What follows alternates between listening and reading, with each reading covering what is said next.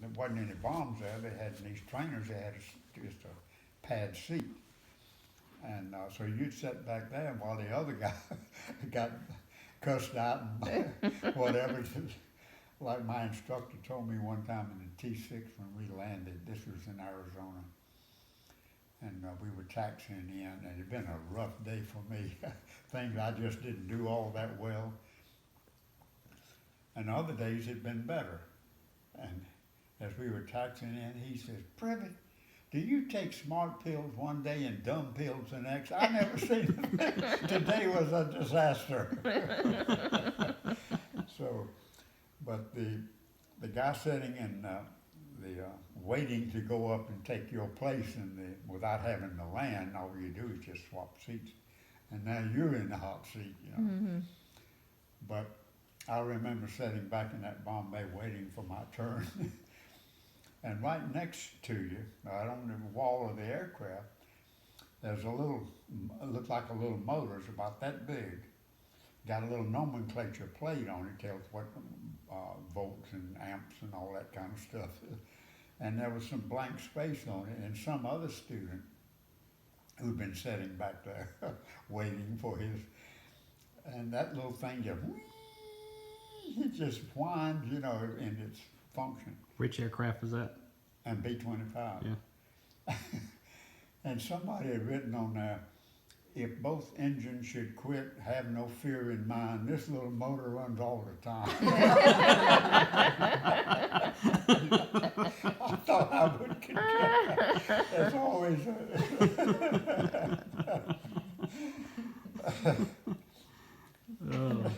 So what was your progression of airplanes that you?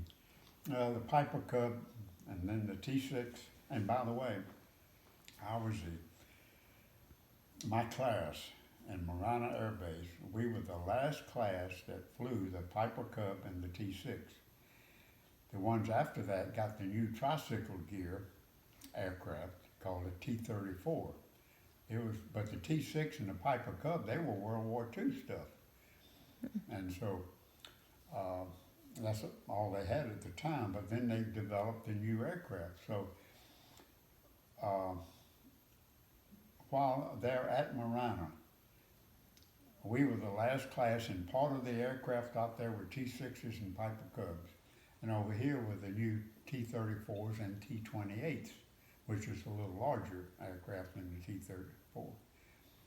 So the class following us, they were the new ones, and then we were the last one to fly the T6. Well, from there, we went to Reese Air Force Base in Lubbock, Texas, up in the Panhandle. And since our class had never flown a tricycle gear, we were tail wheel, you know, where it sets down like this rather than up like that.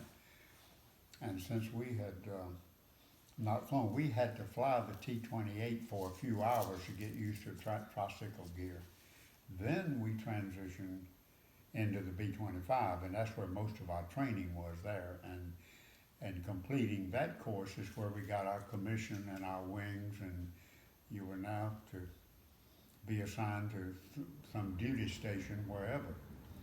And that's where, so Piper Cub, T6, T-28, B-25, and then I was assigned to Randolph Air Force Base in Texas, close to San Antonio, for combat crew training for either a B-29 or a C-119.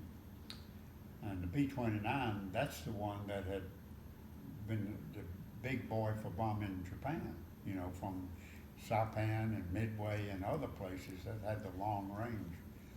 And they never really asked which one I might want.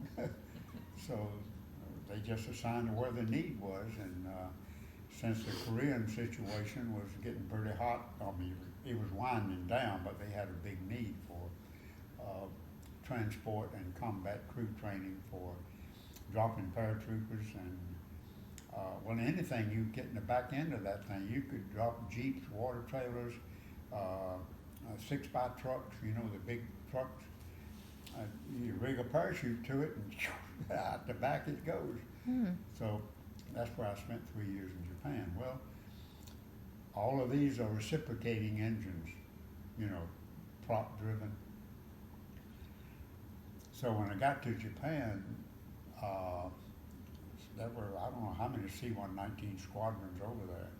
But before I left, they were transitioning into the C-130s, which was a jet engine with a prop on it. It's called a turboprop. And so at least you got a jet engine rather than a recip. Well, I was thinking, oh, I read a lot about the C-130s. I'd like to fly that. Oh, we're getting them. That's good. They said, you're transitioning back to the States in 6 months. You don't get to fly the C-130. You stay with the C-119. Mm. So from there, I was assigned to Mitchell Air Force Base in New York, Long Island, and to fly, of all things, the Goonie Bird, the C-47, the 2-engine tailwheel airliner, which the military, that's what they used like to drop paratroopers in Normandy and all of that. That was the aircraft that dropped paratroopers or whatever they could get in it and get out of it. So, but we were flying what they call a special air mission, where we flew mayors and governors and other civilian officials in various states to various military installations so they would understand what the military was doing so they would support it. It was just a public relations thing. And so the C-47 that we had, the galley as they call it, had been transitioned to where they could cook steaks on there, and we served these people filet mignons. Wow. But it was still an old Goonie Bird, the old C-47. And it didn't change the aircraft. The old technology, the C-119 was a lot more modern aircraft, the one I was flying in Japan, than the C-47. The C-119 had electric prop. On the edge of the prop was a rubber strip with wires in it, because when you're flying in weather and it's cold at altitude, then any moisture that hits that prop solidifies into ice, and that destroys the airfoil feature of the prop, and so you lose your efficiency on the prop. Plus on the wings, whatever hits the front of the wing in this air, it also builds up into ice and destroys the airfoil, and so it'll take you down. So the C-119, we had, they call swirl type heaters that were 8 or 10 of them in a stack behind the cabin, the cockpit. And I remember reading one time in one aircraft, those 8 or 10 heaters put out more BTU of heat than the heating system in the Empire State Building. And when you think about it, it had to pump enough hot air out into the leading edge of those wings, so with all of that cold air flowing over it to keep the ice from forming. And it's very effective. And also the vertical stabilizers, that twin boom in the back and all that. And on the prop, what I was leading up to, it taking a while to get there, in the that rubber strip that was on the leading edge of the prop, which is what cuts and the ice forms on, it had that electric wire in it, and it pulled so much current that they could not run all of it at one time. You got 4-bladed prop, and you got therefore 4 edges, and you got 2 engines, so you got 16 for 8 leading edges. Only 2 edges at a time would heat up because the electrical system could not handle the draw on it for all of them to be running at one time. and you had to run them opposite one another, because if you ran this one, and this throws ice off, and this has still got ice on it, it throws the prop out of balance, and it'll rip the engine off the aircraft. So it had to be synchronized that these two go off, and then it switches over to the other engine and gets two, and then it comes back over here and gets two. But it was a very effective de-icing system. The C-47, on the leading edge of the wing, it had what they call a rubber boot with channels in it. And it was fed by hydraulic fluid. The hydraulic fluid, what it made the boot do was expand and come back. So when you had to watch the ice build up on the wing, and you'd say, okay, that's about right. Okay, turn it on, and shoots the hydraulic fluid out there, and the boot flexes and breaks the ice off. And then it comes back down, then it starts building again, you know.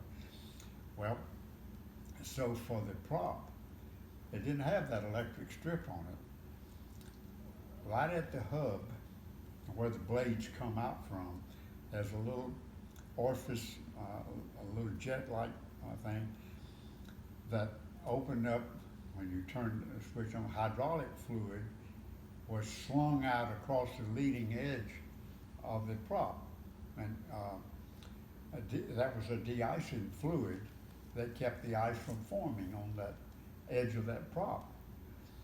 Well, so it means you had to, whenever that went out, you lost that fluid, you know, and you had a tank. I remember flying out of New York one time, and I was pretty new to the C-47, and the weather was bad, and the icing, we started picking up icing pretty soon as we were leaving the New York area. And I remember the crew chief tapping me and said, "Here, hold this." And I said, "What are you talking about?" I was trying to fly the plane. He handed me a funnel with the bottom part. He said, "Grab it right here." It had a hose attached to it.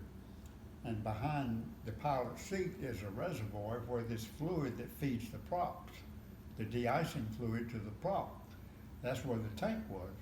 And it was getting down low, and he had a container of fluid, and there was that funnel, you know, he was trying, and in rough weather, and it was bouncing around, you know, like this. I was trying to hold the thing, and he was pouring fluid, and I had to run him down my elbow. So that's what I went from the C-119 to the C-47. But that's what those guys put up with in World War II, flying the Goonie Bird, the C-47. The civilian version of the airliners, they call it DC-3. Military call it C-47, and the guys who flew it called it a Goonie Bird. But anyway, so that's a long story to get around to de-icing a prop. Huh. But I just thought it was kind of interesting, the progression. You're talking about what I flew, and so the C-47 was the last thing I flew, and that's when I got out. And what kind of plane were you flying when you got special permission to take those dignitaries? it was the old Goonie Bird. Was it? Yeah. Like those mayors and governors, that's the kind of things we were doing. Was they call it Special Air Mission, SAM Squadron, and we would fly people to various things, whatever